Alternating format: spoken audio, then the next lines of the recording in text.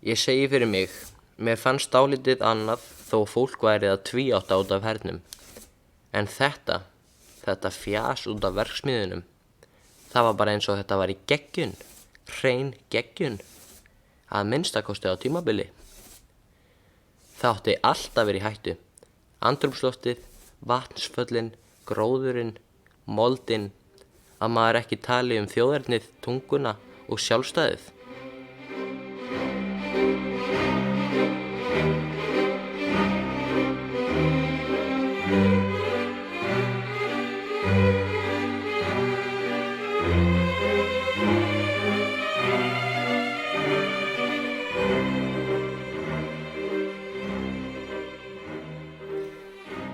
Já, komið blessaður og sælir kæru hlustendur. Ég heiti Valgerður María Þorsteinsdóttir og þið eru að hlusta á heimildahlaðvarpið Jakobína skáld á skökkum stað. Þar sem ég ætla að gefa rithöfundinum Jakobínu Sigurðardóttur loksins hæpu sem hún á skilið með því að skoða verkin hennar og setja þau í stærra samhengi. Í fyrsta þætti ræddum við lifandi vatnið, en í þessum ætlum við að skoða snöruna og pólitíska samfélagið sem hún sprettur upp úr.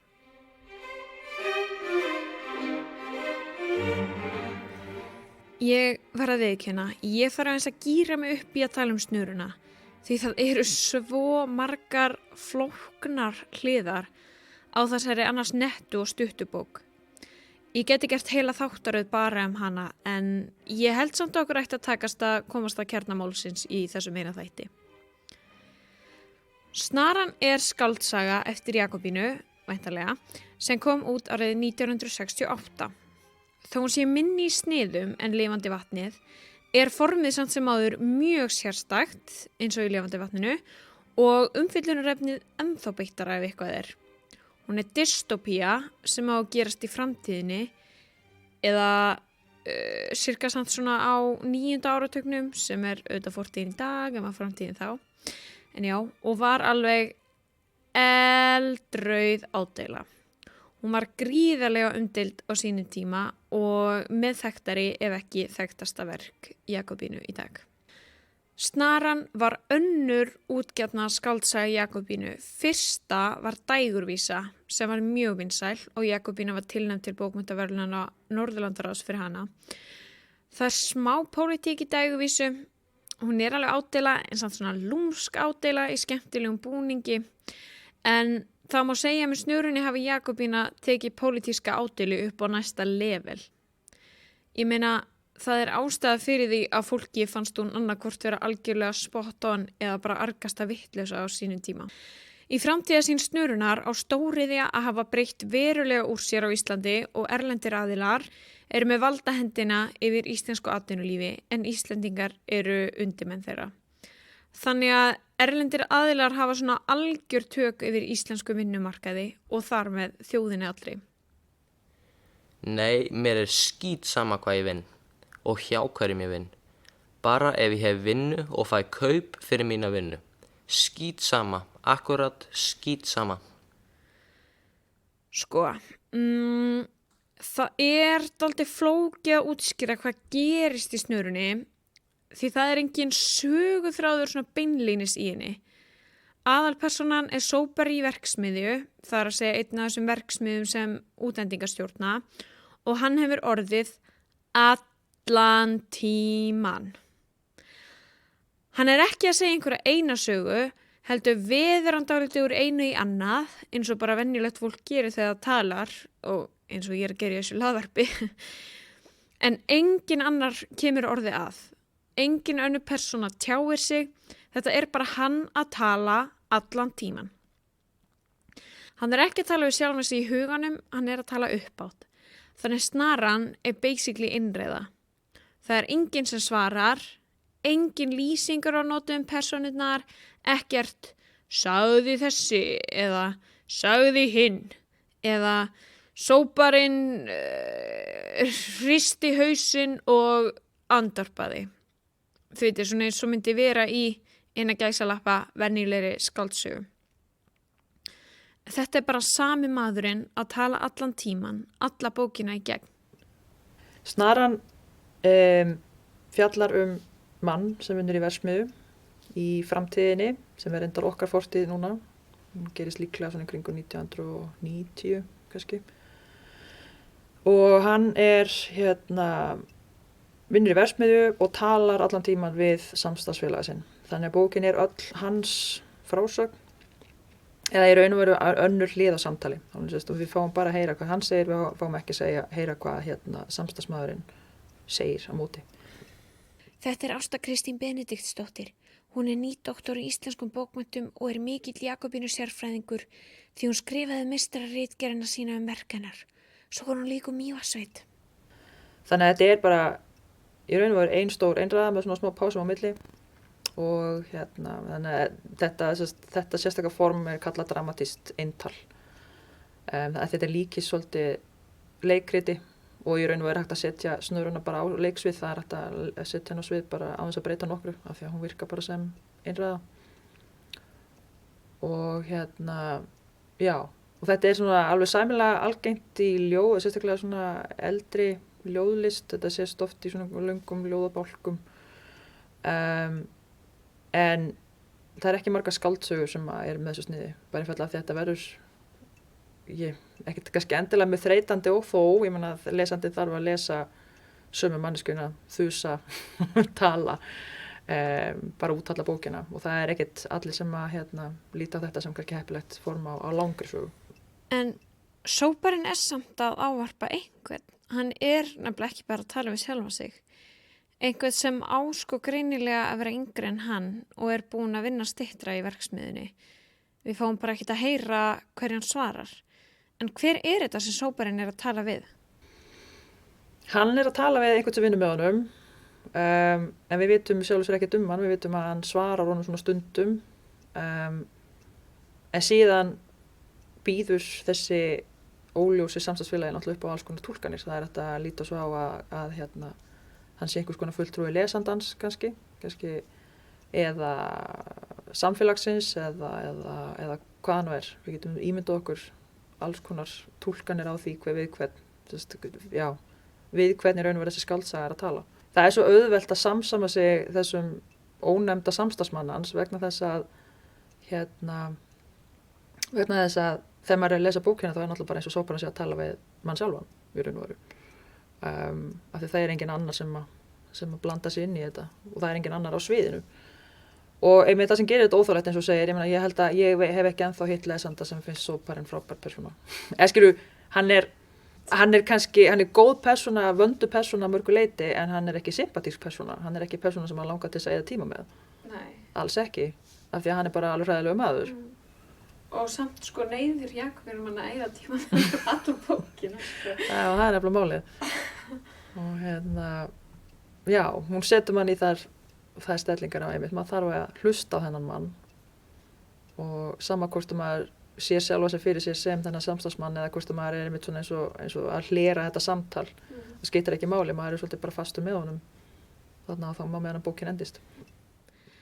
Allir þeir eiginleikar sem Jakobína að gagnrýna í snurunni sameinast í sóparanum og þannig verður hann svona tákn fyrir þennan samfélagshóp. Hann virkilega unlikable, svo ég leiði mér að sletta. Hann oft í þversögnu sjálfan sig og bara algjör legari þannig að maður treystir honum ekki. Hann verðist alltaf vera að tjá sig eitthvað sem hann hefur ekki hunds vita á sjálfur. Og núna ætla ég að gefa ykkur smá trigger warning því framundan umfjöllun kynferðisofbeldi.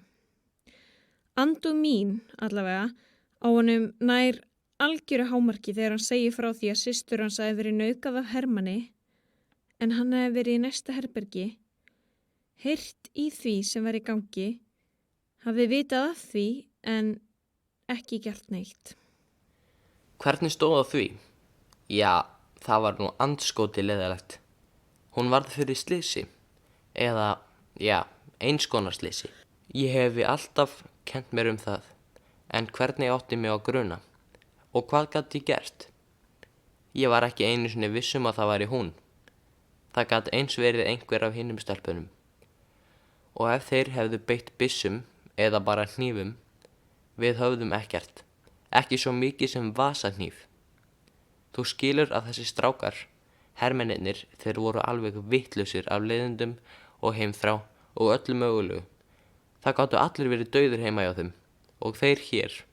En fyrst og fremst var það kvenmannsleysið sem ætlaði þá lifandi að drepa. Og hér voru engin hóruhús eins og heima hjá þeim, þar sem menn geta skotist inn og létt á sig þegar þeir þurfa.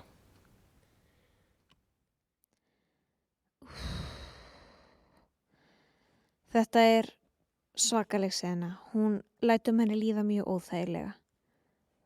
Og manni líður eiginlega þannig alla bókina, allavega mér, því sóparinn er bara mjög óþægileg týpa. Og ég er ekki að kvarta, mér finnst langt skemmtilegast að lesa bækur þegar þær hafa einhver tilfinningaleg áhrif á mig, sama hvort þær láta mig líða vel eða illa. Ég meina, vill fólk ekki að list hreyfi við því á fjölbreyttan hátt? Það horfi til dæmis bæði á grínmyndir og hryllingsmyndir þrátt fyrir að tilfinningaleg og líkamleg viðbrögð við þeim séu mjög ólík.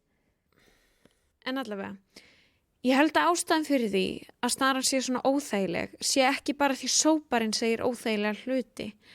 Ég held nefnilega að ástæðan sé fyrst og fremst formið. Þegar maður les flestar aðrar, bara venjulega skáldsögur, þá líður manni eins og maður standi fyrir utan atburðin sem sagt er frá og maður horfi inn í hann, svona svipað á þegar maður horfir á sjónvarp. En þetta er öðruvísi í snörunni. Sóparinn er að tala uppátt við einhvern, en að því að ég veit ekki hvernig hann er að tala við, þá líður mér eins og hann sé að tala við mig. Þannig ég set sjálfa mig ósjálfrátt inn í söguna. Og þá verður samtalið, eða eintalið, í bókinni nærmanni.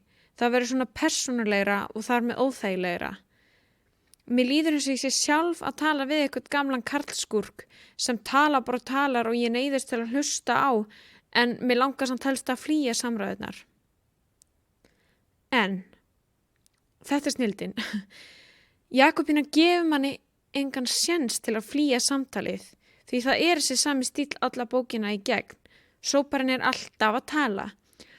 Og þetta er ein ástæðan fyrir því að mér finnst Jakobína vera svona mikill formsnillingur. Ég meina það er engin tilviljun að hún velja að nota þetta skrýtna form. Hún notar því að það bætir einhverju við söguna fyrir lesandanum. Það er rosalega erfitt að skrifa á þennan hátt en það gangi upp, en það gengur bara svo vel upp í snörunni. Mér finnst ákaflega girnilegt að reyna að láta persónurnar koma fram í samtölum. Ég notaði töluvert eintal. Snaran er á vissan hátt eintal og þó ekki, því viðmælendin er alltaf nærstaddur. Sögumaður tekur alltaf upp hluta af því sem viðmælendin hefur sagt og leiðir út frá því. En þetta form hentaði söguefninu og mér mjög vel.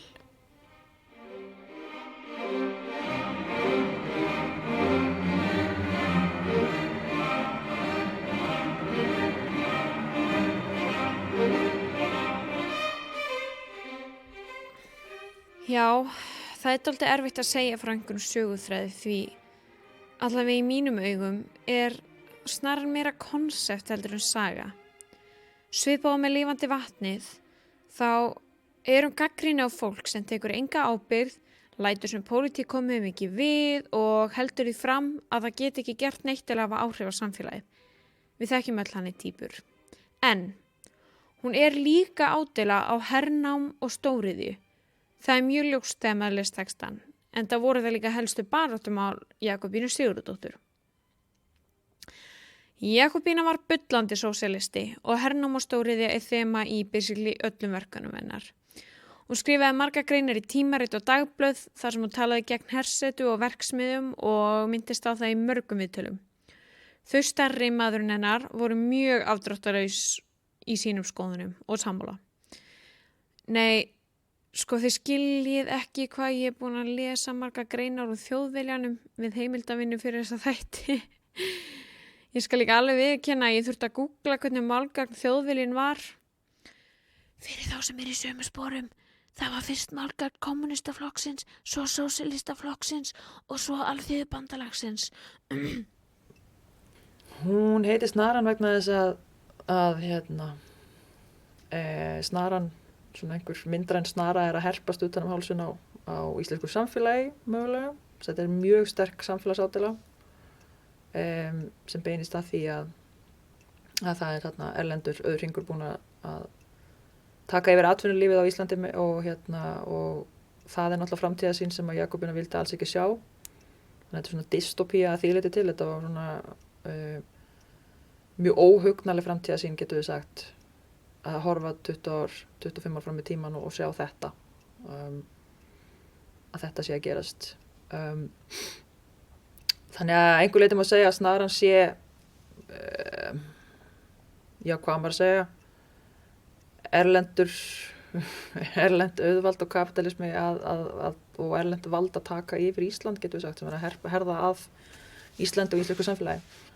En svo getur við líka bara sagt að snaran sé sko þetta viðhorf sóparans sjálfs til lífsins og ég held að ádelan í snurinu sé ekki síst bara persónugerðin sem sóparinn er.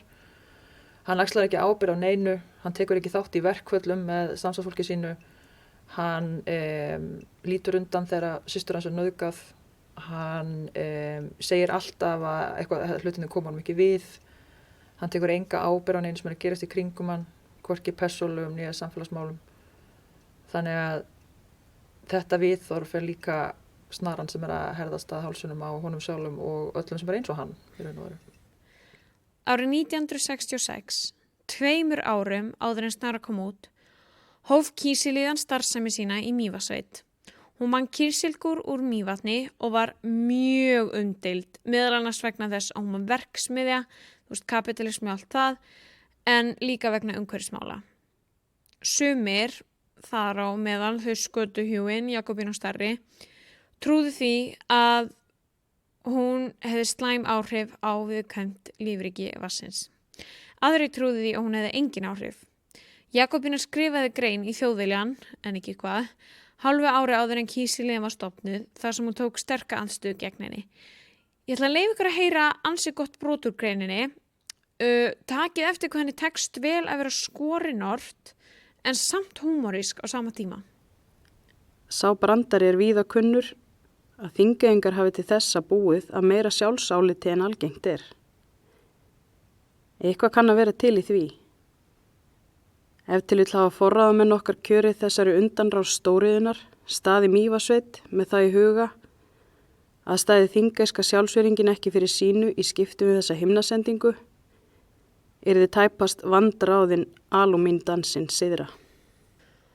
Og ástæðan fyrir því að ég er að tala Kísiliðjuna er því mér finnst mikilvægt að skilja úr hvaða umhverfi snaran er sprottin til að geta sett svona þessa sérstöku bók í eitthvað samhengi. Þrátt fyrir að megi þetta túlkan á ýmsan hátt eins og við komum að á eftir. Kísiliðjan hafði mjög mikil áhrif á samfélagið í Mývatnssveit í langan tíma og þarleiðandi hafði hann áhrif á Jakobínu. Starfsemin var lögð niður árið 2004. Talandi svona sem ungt aðkomupakk í Mývatnssveit er svo sem ekkert mál fyrir mig að finna staðreyndir Kísiliðjuna á Wikipedia eða eitthvað, en það sem ég veit ekki en mér langar til að vita og skilja er hvaða samfélagslegu áhrif hún hafði á sveitina. Hvernig voru umræðunar líka bara eins og undir lok 20. aldar og var alltaf hart rifist þetta eða? Nei, ekki þegar að Kísiliðjan er að koma nefnilega. Af því að ég var einmitt að skoða blöð frá þessum tíma og mamma skrifaði gegn Kísiliðjunni en ekki á umhverfisforsendum. Umhverfisumræðin er ekki alveg komin á þeirri stundu inn í þetta mál. Þetta er Sigríður Kristín Þorgrímsdóttir. Hún er sagnfræðingur, rithöfundur og dóttir Jakobínu. Hún skrifaði ævisöguna Jakobína saga skálds og konu. Fólk velti fyrir sér hvaða samfélagslega áhrif þetta myndi hafa. Mamma gerði það allavega, hvort þetta myndi breyta samfélaginu og hafa einhver, kannski draga úr vægi landbúnaðar eða eitthvað svoleiðis. En það er ekki fyrir hennar umhverfi, held ég. Ég er að vísu náttúrulega bara krakki, þannig að ég var ekki sjálf að fylgjast beinlínis með hvernig þessi umræða hófst. En ég ímynda mér að þegar að fara að ræða þessi möguleg umhverfisáhrif, þegar verksmenn er risin og svona, þá held ég að það fara að skapast að menn fara að skipa sér í sveitir sko. Já. Þannig að það með á móti. gerst þá. Já, ég held það, ég held að, ég sé það bara í blöðunum og það er bara að tala að það er að rísa verksmiðjuþorp í Mývatnssveit, en það er ekkert verið að tala hvaða áhrif það hafa umhverfið. Og ég held ég einhverja líka bara, einhverja þingumræður þetta og það er ekkert minnst á það. Og ég held að það var ekki unnið eitthvað svona mat á umhverfisáhrifum eða eitthvað svoleiðis. Það var það minnst í einhverju skötulíki ef að svo var. Já. En það breyttist náttúrulega, ég meina, það var svo sem einhverju vísir að þéttbýli áður en að Kísiliðjan kom.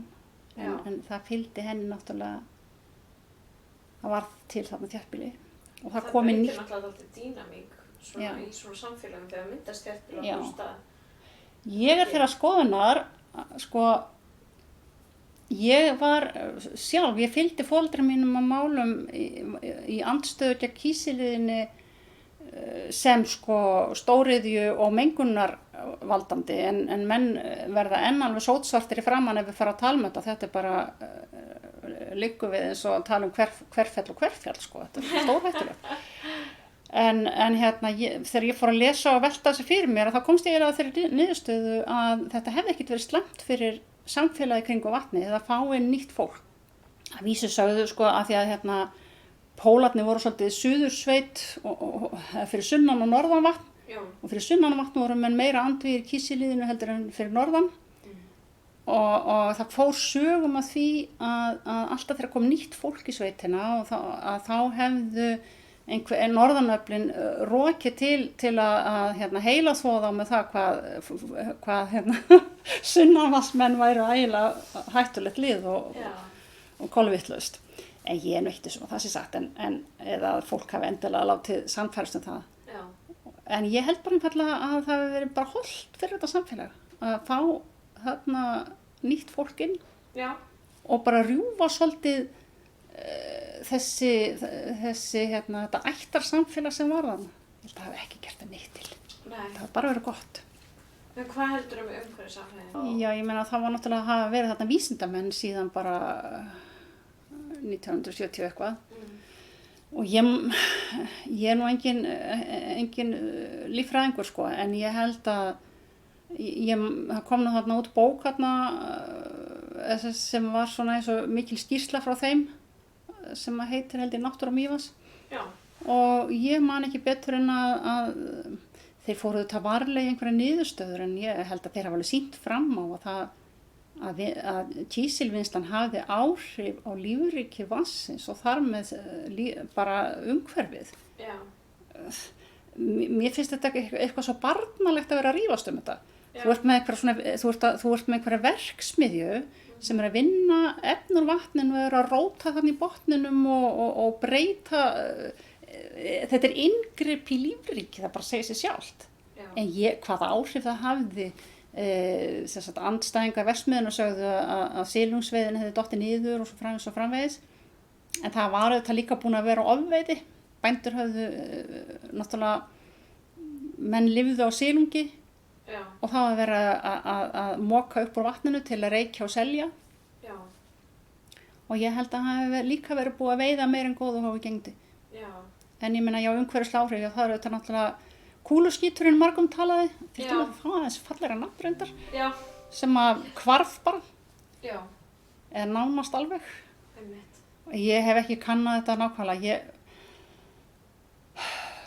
ég er engin almennilegur garsi, mér leiðist að æsa mig og rífast, ég er átakafælin sko. Þannig að ég í raun og veru hætti mér aldrei, fólk varð eitthvað svo brjálað þegar það fór að ræða þetta að maður bara lagði á flótta sko en fyrir mér er það bara lógist að hvaða svona vinnsla úr náttúrunni sem vera skildi hlýtur að hafa áhrif á lífríki það er bara skynsemin segir manni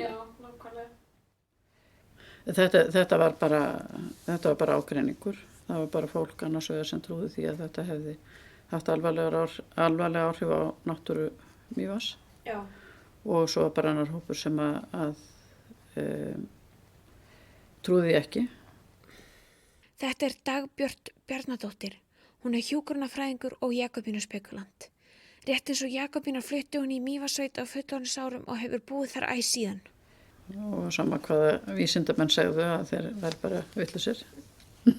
Og þetta var held ég svona alveg undir loku og svo getur alveg tekið þessa umræðu upp eins og hún var þegar kísiliðin var lokað sko. Já. Ég held það. Hvað heldur þú? Ég efast ekki það. Ég er ekki, sko ég hef ekki þekkingu til þess að dæmi það að hvað miklu leyti en mér finnst eiginlega miða við það inngrip sem að var og þá hljótið að hafa haft áhrif. Mér finnst þetta sorglegt sko þarna undir lokin þegar að sko það sagði örugglega einn af vísindamönnunum sko annarkvort myndu þessi áhrif ganga mjög hratt tilbaka en það gæti líka tekið einhver árhundruð sko. Já. Þannig að nei, ég er ekki dómbær það en við á þeim tíma sem hennu var lokað þá hefðum við alveg getað sagt okkur að svona verksmiðja hefði ekki verið reist, skilur. Það segir kannski eitthvað. En hún hafði örugglega, sem sagt, þetta örugglega mikil sko samfélagslega áhrif af því að þetta þýðir það í raun og veru að fólk á svo ólíkra hagsmuna að gæta og fullt af fólki átti lífsafkomu sína af þessari verksmiðju og var náttúrulega mikið högg fyrir það þegar það var bara lokað. Þetta er atriði sem að ég hef svo sem alveg haft áhuga á lengi en kannski er átt að mig betur á svona eftir því sem að fjarlægðin eykst. Sko ég var náttúrulega ekki uppi á þeim tíma. Ég fædd 82, þannig ég var ekki hér þegar að kísilíðan var byggð og allt það en hins vegar upplifði ég átökin í kringum kísilíðina á síðustu árunum áður en hún var lögð niður. Þannig ég veit hvað þau snerust. Og það sem ég held að hafi gerst og hef svo sem nokkuð vissum að það sé rétt hjá mér er að árið 1960 er Mývatnssveit bara algjört landbúnaðarsamfélag. Það er hér bara ekkert annað heldur en landbúnaður. Bara mjög hefðbundið sveitasamfélag, síðan er tekin svo ákvörðun að byggja kísilíðu við Mývatnssveit sem vinnur sem sagt við Mývatn sem vinnur kísilgúr af botni Mývatns og kísil upp af botni Mývatns og býr til kísilgúr sem er seldur erlendis og þetta var náttúrulega ekkert einstakt tilfelli, það voru byggðar margar svona verksmiðjur á þessum tíma, þetta var svona ákveðin bylgja, getum við sagt, á Íslandi að byggja stóriður og skapa meiri vinnu og svona og til þess að gera þetta þá veist að virkja fallvötn og búið til rafmagn og svoleiðis, þannig að þetta var svona ákveðin viðleitni í samfélaginu á þessum tíma og þetta skapaði náttúrulega rosa mikla vinnu og fleytti fullt af peningum inn í landið en þetta voru miklu leyti útlendir peningar og það voru náttúrulega ekki allir sáttu við það að það væri verið að hleypa erlendu auðmagni inn í landið og erlendu valdi þar með og náttúrulega augljóslega þeir sem voru mest á móti sem voru á vinstri kanti í stjórnmálunum en síðan snerist þetta líka náttúruvernd en þess að náttúruverndin var líka að byrja á þessum tíma og átökin til dæmis virkjunina sem átt að byggja stóru virkjunina í Laxá bara rétt fyrir neðan Mývatnssveit og sem hefði haft mjög mikil áhrif á Mývatnssveit af því að það átt að byggja svo rísastórt uppistöðulón og breyta raun og veru umhverfinu hennar dálítið mikið að þeim var mótmælt þarna bara á mjög svipuðum tíma bara nokkrum árum eftir að kísilíðan opnar að þá eru þau átök í gangi þannig að þetta er allt í gangi á sama tíma náttúruvernd, umræða að hversu miklu leyti að hleypa erlendu auðmagnin í landið einmitt hvað má gefa upp á bátinn til þess að fá atvinnu og peninga og allt þetta og Mývatnssveit einhvern veginn lendir svona svolítið í ákveðnum svona kjarna í þessu svolítið saman vegna þess að hér eru alls konar bæði þessi fyrirhugaða virkjun og kísilíðan svolítið í brennidepli og svo bætist við Kröfluvirkjun sem er líka í undirbúningi á þessum tíma. Þannig að Jakobín er hér og meðan þetta allt saman er í gangi og hún er einari sósíalisti og náttúruverndarsinni þannig að hún auðvitað sjálfsögðu tekur einara afstöðu í þessum málum gegn þessu öllu saman. Og en svo var kísilíðan byggð og Kröfluvirkjun líka og það hafa nú sem ekki mikla kannski deilur Kröfluvirkjun en það voru mikla deilur kísilíðuna vegna þess að það þurfti alltaf að endurnýja vinnsluleyfi í vatninu alltaf reglulega. Þannig að þurfti alltaf reglulega að taka ákvörðun það hvort það ætti að halda áfram að vinna þennan kísilgúr eða ekki. Og í þessu ferli öllu saman þá klofnaði sveitin, samfélagið, eiginlega bara mjög afgerandi í tvennt. Þá sem að voru svona fylgjandi þessum kísiliðinu og allir því sem var að gerast þar og svo þeim sem voru á móti. Auðvitað voru línurnar ekki svona einfaldar en svona í grófum dráttum þá klofnaði sveitin dálítið afgerandi í tvennt. Það voru 2 íþróttafélög og 2 skólar og allt var í tvennu lagi. Þannig að ég ólst upp í svona kaldastrís umhverfi sem sneri samt ekki nema mjög óbeint kaldastríð. Þetta var bara svona svolítið umhverfi það sem allt var mjög svona tvískipt. Og kísiliðan hafði þetta aftur dálítið stóran þátt í þessu. Þetta var ekki eina ástæðan, alls ekki. En umræðan í kringum hana varð til þess að skipta öllu dálítið afgerandi í tvennt. En svo fyrir maður að hugsa af hvernig gerist þetta, af hverju nær ein versmiða bara eitthvað að hafa svona áhrif á fólk. Og eftir því sem ég hugsa þetta betur þá held ég að hljóta hafa verið út af því að miklu leyti að þorpið í Reykjahlíð var byggt náttúrulega að sjálfsögðu næst Kísiliðunni og næst Kröfluvirkjun, það sem að stóru vinnustöðarnir voru. Og það truflaði alla dýnamíkina í sveitinni. Í staðinn fyrir að vera bara svona dreift landbúnaðarsamfélag með einum svona þéttbýliskjarna og það var allt í nú búin til þéttbýliskjarni. Og bara eins og mjög eðlilegt að gerist í samfélagum það sem kjarni og þá fer allt að snúast í kringum hann. Og þá fer að koma upp svona það sem fólki vist kannski vera eðlilega krafa það að hlutinni séu byggðir upp þar. Að skólinn sé þar, að búðin sé þar, að þar sé þjónustan. Og fólk var náttúrulega ekki endilega sátt við þetta, sérstaklega því að þetta var ekki ákvörðun sem var tekin hér, hún var tekin af öðrum. Hún var tekin af utanaðkomandi aðilum, miklu leyti. Þannig að þetta löng og flókin saga sem að sem að ég held að hafi hún litaði mig þegar ég var að vaxa úr grasi vegna þess að þá var ennþá verið að berjast Kísiliðuna og það var okkur var ennþá skipt í tvennt. Grunnskólarnir 2 voru sameinaðir á meðan ég var í grunnskólanum og þannig að ég uppleiði það erfiða ferli allt saman líka. En þetta var náttúrulega ennþá meira afgerandi þegar Jakobína að skrifa Snöruna og Lifandi vatni til dæmis og snaran bara bókstaflega sprettur upp úr nákvæmlega þessu umhverfi, þessum átökum einmitt hvað á að gera við náttúruna og samfélagi, hvernig getum við einhvern veginn nýtt náttúruna án þess að ganga of langt og hver má í raun og veru ráða því hvað gert og hvað ekki. Það snýst alltaf það.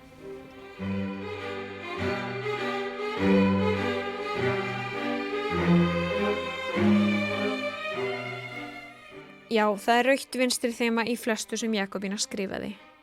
En Jakobína var fædd árið 1918, ég fæddist árið 1997. Við erum algjörlega af sikkori kynslóðinni. Það eru nokkra kynslóður á milli okkar. Mín kynslóð lesum hernámið í sögubókum í framhaldsskóla. Það að segja, við lesum heima yfir höfuð. Ég hef keyrt mörg þúsund sinnum fram í álverinu í Straumsvík og ég var 10 ára þegar Kárahnjúkavirkjun var gangsett. Það sem ég er að reyna að segja að við þekkjum ekki annað en þessa heimsmynd og vorum aldrei hluti af þessari umræðu sem Jakobína tók svona mikið þátt í því við vorum einfaldlega ekki fædd. Það var mikill hiti og sterkar tilfinningar í umræðinni á 20. öldinni en fyrir setakynslóðinni verður hún alltaf bara eitthvað sem tilheyrir fortíðinni. Þannig ég spyr mig, fyrst pólitísk ádeila á hernám og stóriðju var eitt helsta höfundarengin í Jakobínu, getur mín kynslóð skilið bækurinnar? Snaran orðin irrelevant eða þetta að finna nýja merkingu í henni? Já, þetta nú svolítið erfið spurning, sko. Já. Nei, kannski, þú getur ekki skilið á sama hátt. Nei. En ég held að sé samt hægt að, skilja það og setja sig í, bara eins og maður reynir að setja sig í spor annara, að reyna að setja sig inn í þessar aðstöðu sem að voru, sko. Já. En þetta var náttúrulega mikið hitamál og þeim mikið hjartansmál, sko. Já. Var það. Sko kannski ekki alveg það málfar og tíðaranda sem að birtist í sögum sem svona þess samtíma sko. En og eins það að ég mikið hugsað þetta bara sko 8. áratugurinn og þetta tímabil það sem eru bara virkilega hatrammar andstæður og menn tjá úst, það svolítið sá sem ekki með mér að móti mér sko, úst, þetta svona annarkvort ertu bara hér eða þar þetta svo afdráttarlausa skoðanir einhvern veginn og það ég skynja þetta svolítið sterkt í nútímanum af því að ég margt fólk á mínum aldri og eldra sem ennþá með svona eindregnar skoðanir með og móti hlutum. Ég ekki að tala einhverja netverja sem að segja að fólki fara til helvítis og eitthvað svoleiðis, heldur bara, ég að tala bara virkilega harðar, einbeittar, vinstri sinnaðar skoðanir. Koma pínulítið út eins og náttúrulega í nútímanum. Sko ég náttúrulega tek eftir þessu á Facebook af því að þú veist að ég á 70-aldri og fólki sem að flestir vinir mínir einhvers staðar í kringum þann aldur, ekkert allir en mjög margir og eldri og þannig að það svona nokkrir þar sem eru í því að tjá svona pólitíska skoðanir og eru í þessum anda sko og þetta finnst mér vera svolítið endrómur fortíðar, eiginlega svolítið útdauð menning, ekki af því að fólk hafi ekki skoðanir í dag. Það bara einhvern veginn öðruvísi tíðarandi. Já. Þannig að því leyti til held ég að þessi tjáning og þessi baráttu aðferð sé allt öðruvísi í dag. Þannig að ég veit ekki hvort að fólk tengir við það, ég átta mig ekki á því, en snaran hins vegar, mér finnst það rosalega þröng túlkun að nýta hana bara við það sem að gerast einhver tíman á í kringum 1970 eitthvað svoleiðis. Ég las hana tvisvar, mér fannst þetta reyndar alltaf sko formið á þessari bók svolítið fráhrindandi. Sko sóparinn nasty persóna, mann líkar illa við hann. Maður þolir hann ekki. Þannig að maður þarf einhvern veginn að komast fram hjá því og inn í hugarheim bókarinnar og þetta í raun og veru alveg bara óræðar aðstæður á óræðum tíma, finnst mér. Þú veist, við erum alltaf að slást við þetta sama, við erum sem aldrei fyrr í nútímanum erum við að fást við alla þessa erlendu auðhringa, globalismin með öllu því sem honum fylgir og allt þetta. En þessi kannski líka þessi rauði þráður, þessi ofsalega sterka þjóðerniskennd sem að einkenndi íslenska vinstrumenn. Það kannski líka svolítið hún sem að hefur lotið í lægra haldi í nútímanum. Ég veit ekki hvort að fólk tengi við hana, ég átta mig ekki á því. Nei. En ég held kannski að hún hafi, mamma einhvern veginn bara fylgdi kannski var hún bara svolítið einhverf, hún var bara alltaf að hugsa þessar skáldsögur og þar var alltaf með henni og hún fór bara sínar eigin leiðir og hún var svo sannarlega ekki að skrifa einhverjar metsölubækur eða hafði neitt hug á því og hún skrifaði bara það sem hún þurfti að skrifa. Hún var ekkert upptekin að því hvernig einhverju líkaði bókin eða eitthvað svoleiðis. Og ég held að það hið sanna listamannseðli í mínum huga, það að þú hefur ofsalega þörf fyrir að skapa eitthvað. En ef þú ætlar að fara að beygja það og sveigja í einhverjar vinsalda áttir, þá það ekki þitt sanna listaverk. Nei.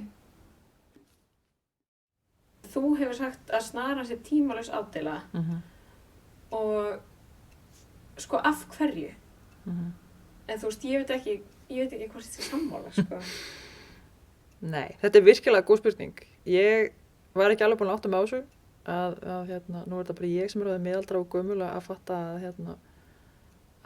þetta örugglega rétt hjá þér, að fólk sem núna bara, 10-15 árum yngri en ég til dæmis, mér þekkir ekki lífið öðru seldur en að Kárahnjúkaverkun sé til staðar og öll þessi álver og öll þessi stóriði og allt það.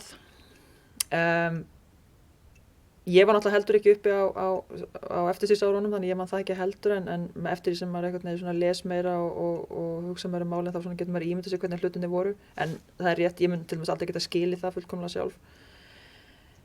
Að því leyti til þá má kannski segja að aðstæðurnar í snörunni, þú veist, ádeilan sem hún sprettur upp úr, það er að ádeila á það sé verið að byggja verksmiðjur og virkja ár og fossa og byggja upp alls konar svona stóriðju sem að breytir byggðaskipulagi, peningastreymi, öllu þessu.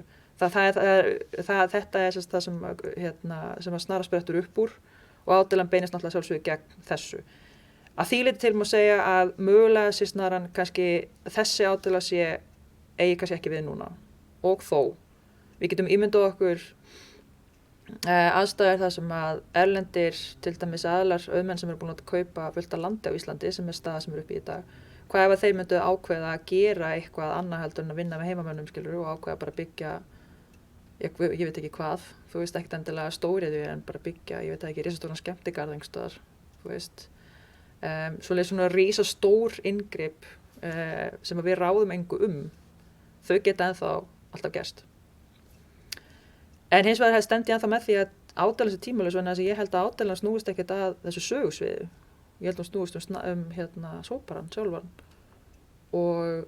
eða aðaládeilan. Ég held að hún snúist þessa afstöðu sem ég verið að lýsa á það, með að hann vill ekki taka ábyrgð á neinu og lætur sér samfélagið og það sem er að gerast í kringum hann einhver skipta. Hann fyrir að sér ábyrgð á öllu. Þetta er maður sem að örugglega kýs ekki í kosningum. Hann tekur ekki þátt í neinum félagsstarfi og engu svoleiðis. Og það er þessi manngerð sem að ádeilan snýst held ég aðalega og það er þessi manngerð sem er ennþá náttúrulega bara sjálfsögðu alltaf til.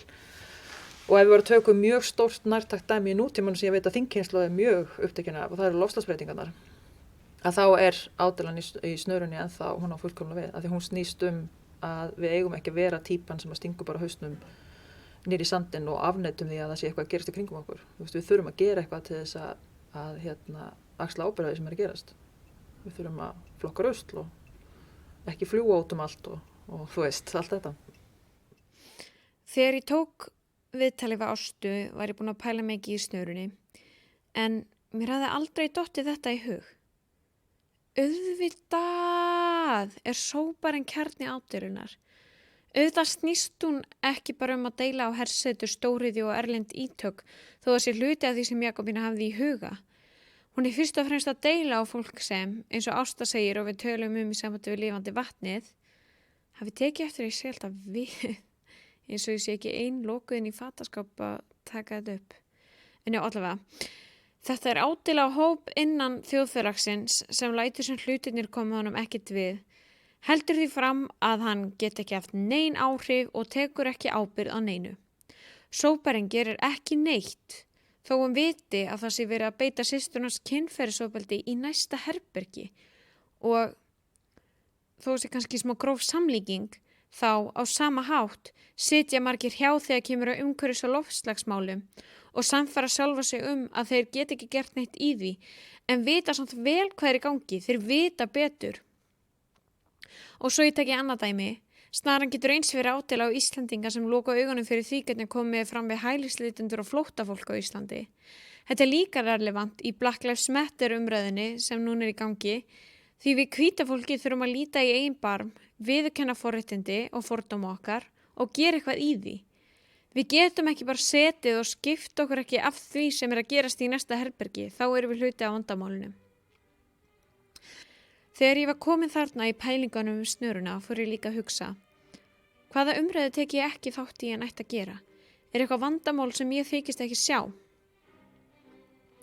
Og ég meina, er það ekki frábært þegar bókmenntir hjálpa manni að vera betri manneskja á einn eða annan hátt, sama hvort það sé meðvitað eða ómeðvitað?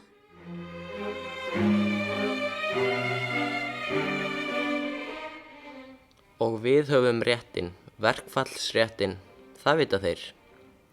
Hitt er annað mál, að verkfall borga sig aldrei, ekki núorðið, og maður fer ekki verkfall nema stjórnin sjá engin önnur úrræði. Við megum hreint ekki við að missa einn einasta dag úr. Og það eru ekki bara við sem töpum á verkföllum. Nei, sko, það er þjóðin öll, þjóðarbúið. Það veit hver heilvita maður, það viðurkenna allir, hver einasti hálfviti, ófeigur líka.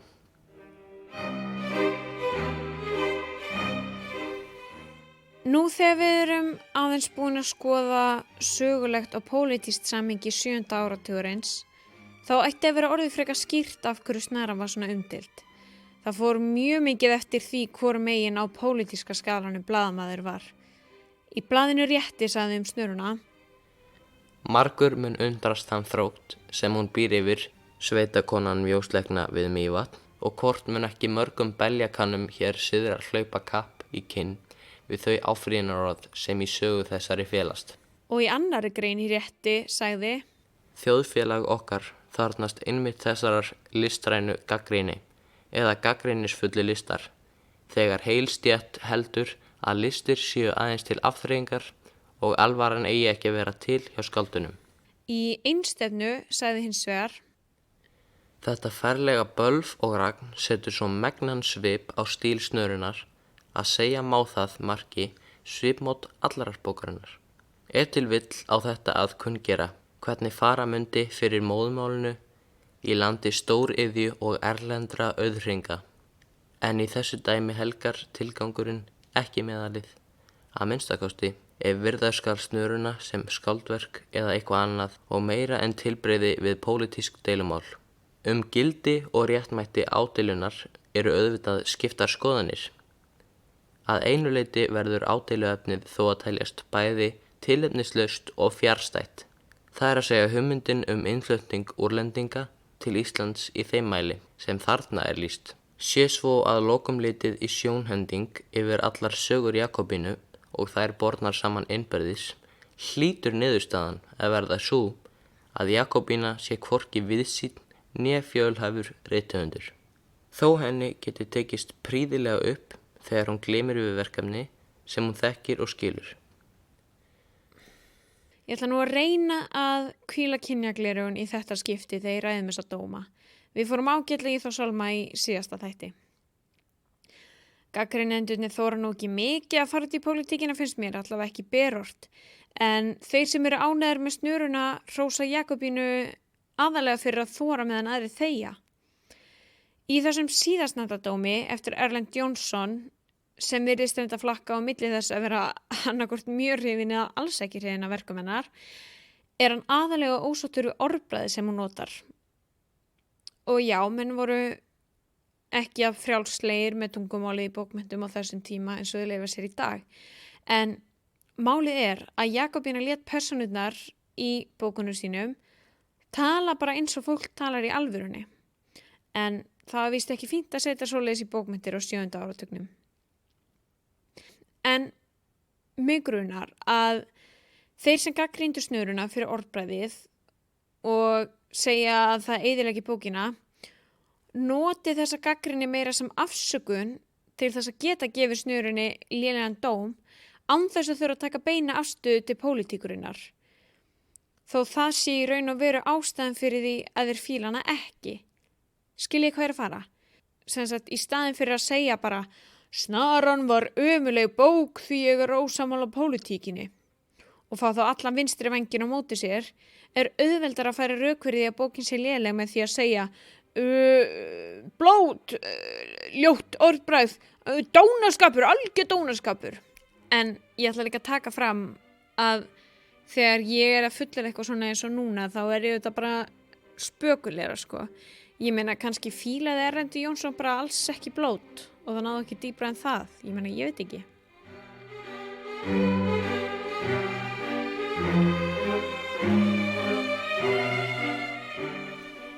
Ég er búin að hrósa Jakobínu mjög mikið fyrir Snöruna, en ég skal alveg viðurkenna það að mér finnst Snaran alls ekki vera skemmtileg bók.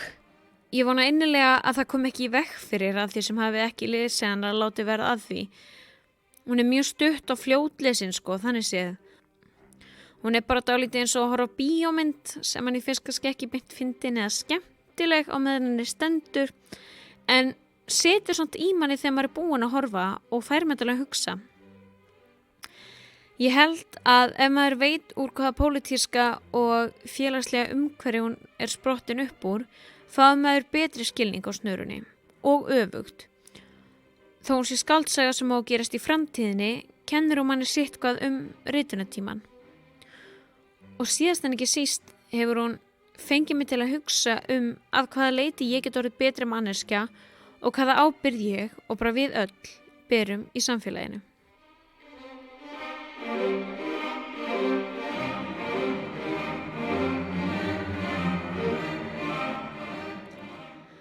Og þar með ljúkum við öðrum hluta heimildarhlaðvarpsins Jakobína, skáld á skökkum stað, þar sem við ræddum snöruna, sósíalisma og mannbætandi áhrif bókmennta. Í næsta og síðasta hlutanum ætlum við að hvíla skáldsögurnar og skoða kvæði Jakobínu, arfleifð hennar og Dimmuborgir. Umsjón með þessum þætti hafði Valgerður María Þorsteinsdóttir. Ég vil þakka upplýsarunum Elísabetu Sigurðardóttur og Guðjóni Þorsteinsinni, sem og viðmælendum mínum Ástu Kristínu Benediktsdóttur, Dagbjörtu Bjarnadóttur og Sigríði Kristínu Þorgrímsdóttur kærlega fyrir hjálpina. Þátturinn var unnin í samstarfi við þekkingarnet Þingeyinga og Skútustaðahrepp. Svo mana ég mega man ykkur að lesa snöruna, saman hvort þið eru sammála eða ósammála pólitíkinni í henni. Takk fyrir að hlusta.